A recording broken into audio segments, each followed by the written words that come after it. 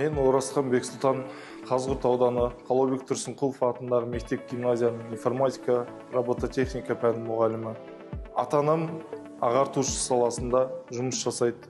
Мен де сол кісілердің ізін қолап, осы болашақты ойлап, жас оқушыларды, жас дарындарды ойлап, халықаралық ареналарға шығару мақсатта осындай цифровизация, информатика, ақпараттық жүйелер саласына келдім.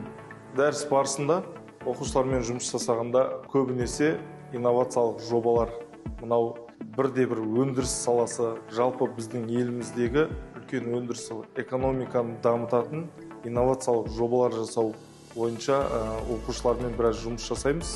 Оны программалау өте оңай негізі. Қалаған затын істетуге болады. Бұл істей алатын мүмкіндікті ғана.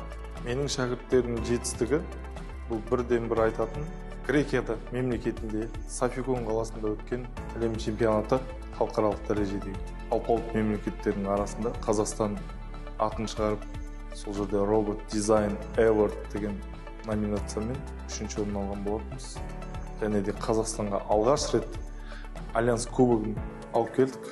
Енді алдағы уақыттағы мақсатымыз командамызбен Қазақстанның атын Америка құрама штаттарында болып өтетін әлем чемпионатында жеңіс тұғырынан көріну. Дәл сол жерде 200-ге жуық мемлекет қатысады.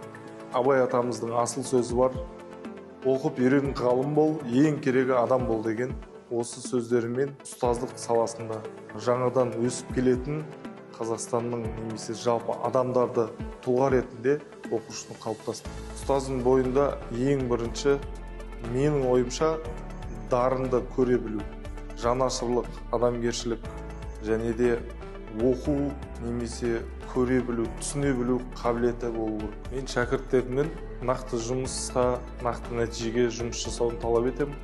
Қателермен жұмыс болады. Жұмыс жасау барысында тапсырмалар беріледі. Ал біз ұстаздар сол балалардың көзіндегі отты сөндіріп алмауымыз керек.